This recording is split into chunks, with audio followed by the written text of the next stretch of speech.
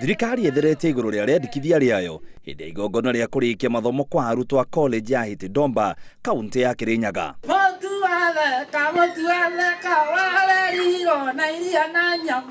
Thirikari kugerera munini wa minister wa ruhonge rwa urimi Timur yugite riendikithia rigie thumu riari ria gutigirira thumu ni wahitukira ikiro iria ciagiriire, akiuga thumu wagireirwo kumithio utanahuthika migunda-ini. We say that raw manure is the one which should not be used straight from the cow.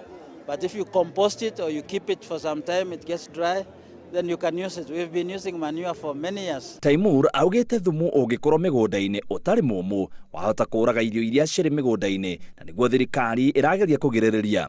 All we are trying to guard against is the organisms. You know, manure has so many organisms. So that the fresh manure, which has a lot of bacteria and so on, if it is decomposed, most of them are killed. So when you use it, then you have no issue. So there's no problem with use of manure.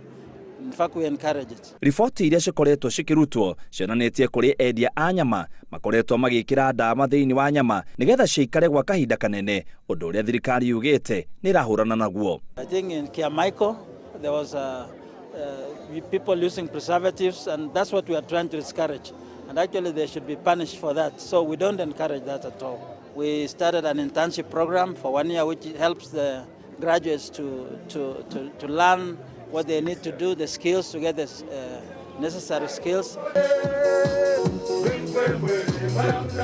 Thirikari TV yetagwa muitiriri wa Wangari.